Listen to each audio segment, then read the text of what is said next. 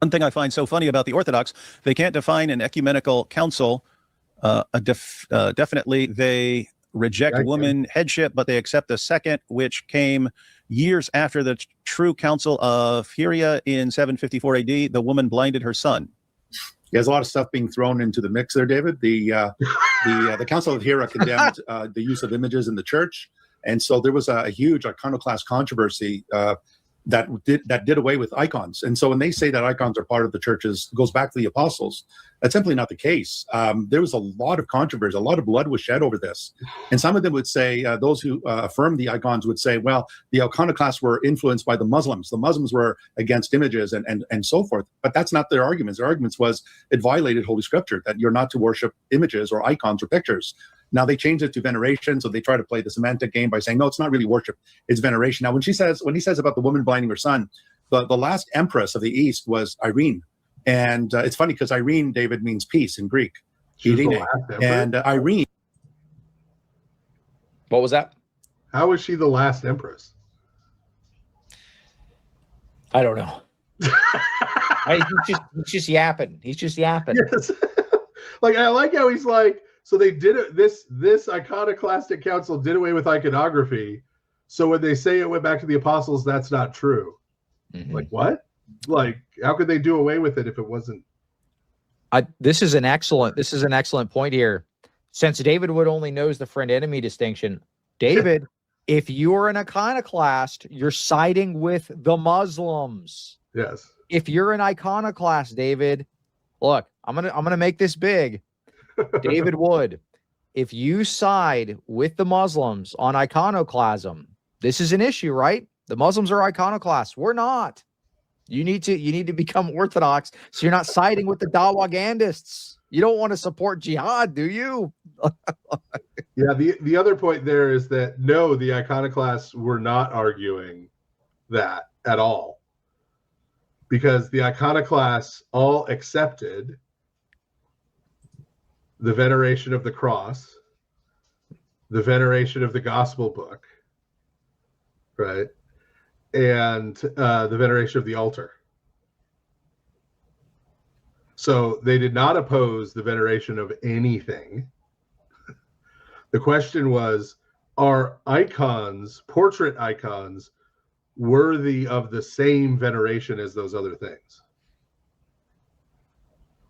Right? So they were not arguing against the material. They were not even arguing against imagery in churches.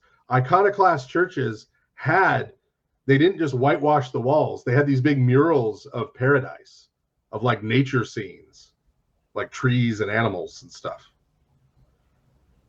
And where did they get that? They got that from the temple in the Old Testament that had the trees. Yeah.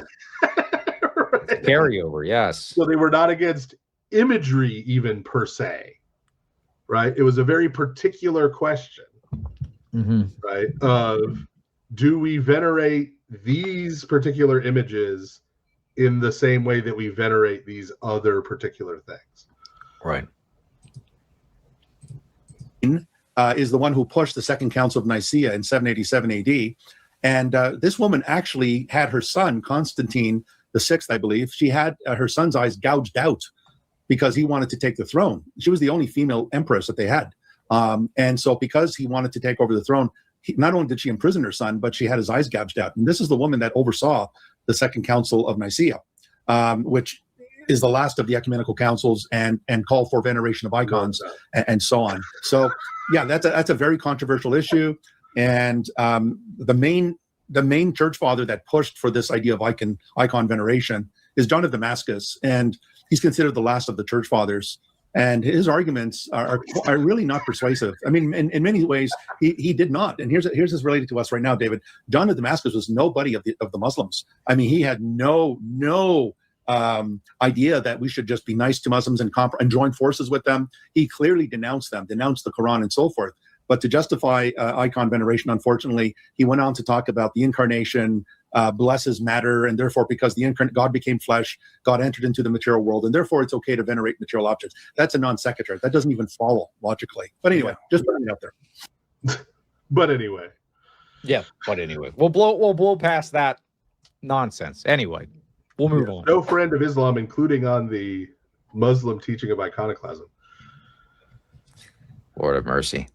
Well, that's like you were saying, like the reformed, well, not really reformed, the reformed LARP position of iconoclasm is basically just siding with Islamic theology. Yeah, and again, is a minority position within Protestantism. Right. Yeah. Mm-hmm.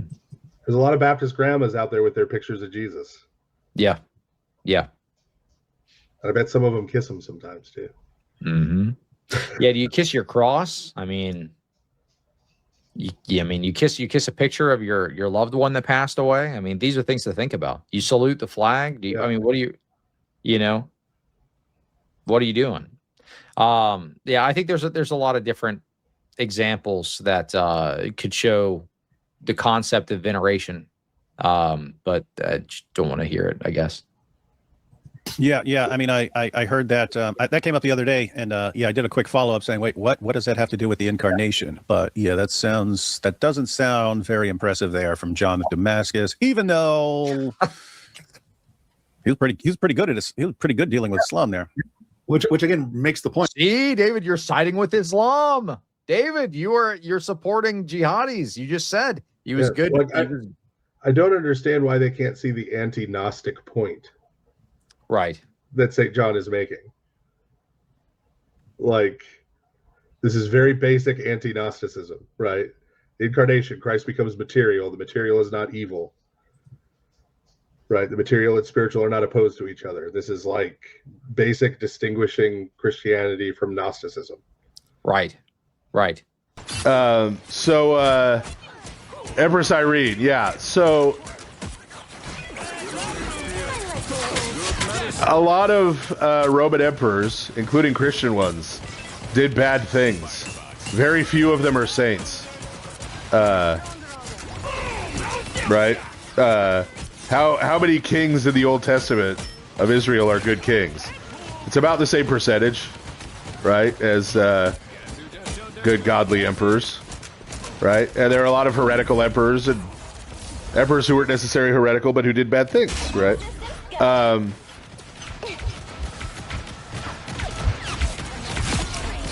So there's a whole series of political questions, right? Like about how possible it is to be a Christian and hold that kind of position, right? And yes, in terms of the formality of the fact, emperors were the ones who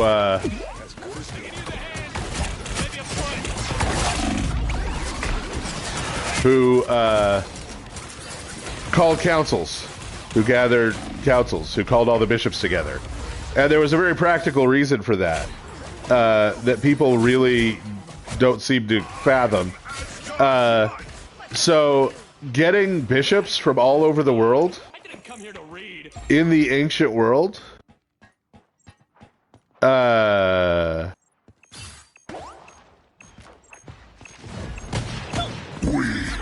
cost a lot of money. Took a lot of time and it cost a lot of money. It required security on the road and required provisions. You had to have a place for these people to stay. You had to feed these people, right? Like, this wasn't just free. And so, who was it in the ancient world who had the resources and the ability to provide security and all this, right? To provide funding, to provide shelter, to provide food, to provide security on the roads, to ensure safe travel. Who was it who could do all that? It was the emperor, right? And so him calling the council did not mean, oh, he's in charge of the council and he's going to tell them what to do. Right? It just meant in order for the council to be able to happen logistically, right? The emperor was the one who had to support it and take care of all these things. We know for a few reasons that the emperor wasn't running the show. From the first Ecumenical Council, all of the people right around St. Constantine at the time of the council, including his personal chaplain, the guy who eventually baptized him, were Arian or semi-Arian. They were not Trinitarians. They were not the party that won. So if anything,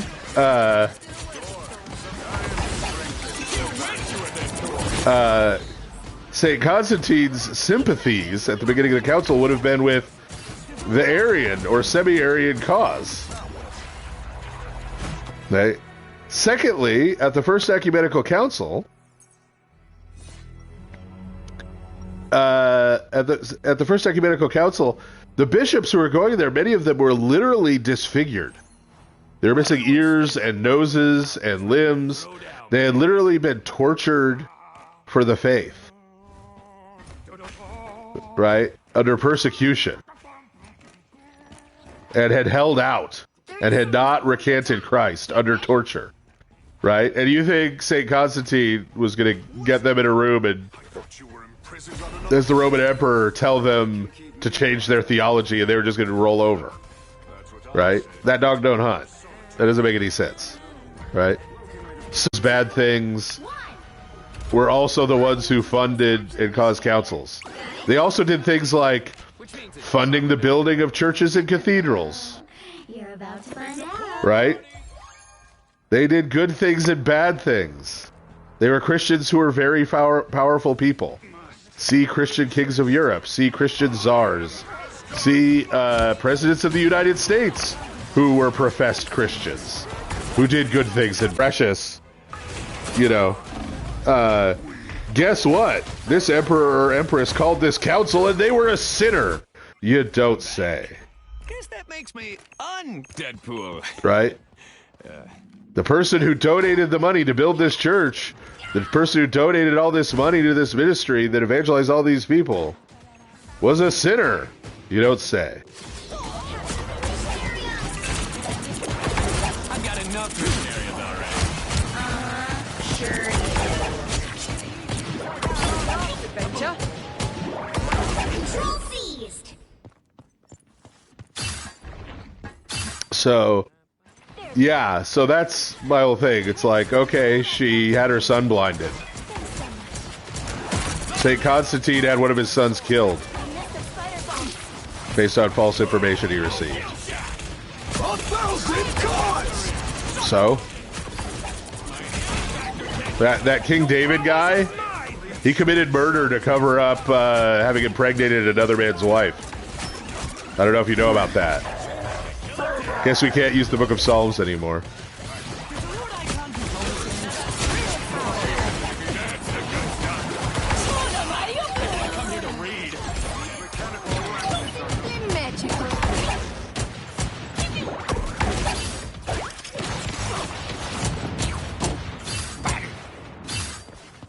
So have I read it enough about that? Anyway, yeah, that Empress Irene thing is, to me, is just so unconvincing that bringing it up is virtually a non sequitur.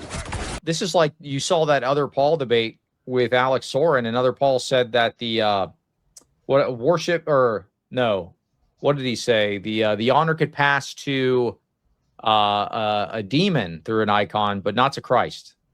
Did you see that? Yeah. I found out what he meant. I figured it out because when he did that stream, the kind of, I'm going to cope with all these meanie heads stream. Right. And I say that because he's sitting here talking about how tough he is going to Australian pubs, but like his big complaint is that like Jay blocked him on Twitter. Like, who cares? Jay blocks lots of people on Twitter. Right. Like if I was on Twitter, he'd probably have blocked me at some point. But no, he kind of explained on there. So this is a place where he's doing this reform thing, and it's very nominalist. Okay. So for him, right, he does not accept at all, the idea that worship actually passes from the image to the prototype. He does not accept that is a principle of reality. Mm. Okay. The way because if you know enough Reformed theology and you listen to what he says about it on that stream, okay, he's looking at it from the perspective of there is worship that God chooses to accept and there is worship that God does not choose to accept. Okay, so there's nothing innate about the worship. There's no principle about how worship works. There is no realism to it. It's just a nominal thing. God says, this worship I will accept, this worship I will not, for his own reasons, based on his own will. And so he's saying God will not accept worship that comes to him through images, but demons will accept any worship they could get. Mm. And that's what he meant, right? So it was not that he was accepting the principle in one case and denying it in another. He was denying it completely. Right. And imposing this nominal view of worship that is acceptable to God and that isn't. That's what was going on there. That's how it makes a kind of sense. Now, obviously he's wrong, right? But and not accepting that principle is true destroys the whole basis of Christian ethics in Scripture and destroys the doctrine of the Trinity. But right, that's the route he took, though. You know. Yeah. So yeah. You made your bed. That's just theological entailments. That's part of the problem of coming up with your own theology on the fly, because other Paul teaches a bunch of stuff that his own church doesn't even teach. And if when you're doing apologetics and you're just making stuff up on the fly to try to make a coherent framework, you don't realize all of the logical entailments that flow downstream from that random arbitrary decision to make a distinction like that. But that's Anglicanism. Mm-hmm. Yeah, Anglicanism, just make up your own adventure. Choose your own adventure. Yeah, Anglicanism. Yeah, I know he did say that in the debate, Alex. Like, I had no clue what he was doing. He's either. super steel manning his. No, I listened to that stream, and the reason I listened to that stream was I had a long plane flight that got in late, and I needed to fall asleep, and so I put that stream on literally to help me go to sleep in the background. And he said that near the beginning. That's the only reason I remember it. But yeah, Anglicanism is a Christian identifying space in which you can do your own thing. That's what Anglicanism is. That's what it's always been. You want to get a divorce, get a divorce. You want to not get a divorce, don't get a divorce. You want to be an Anglo-Catholic, be an Anglo-Catholic. You want to be low church, be low church. You want to be right like identify as Christian, and you can do your own thing within the space. Mm-hmm. So I think that the fathers, again, there are things that they said that were commendable, and there are things they said that unfortunately does not seem to line up with the scriptures.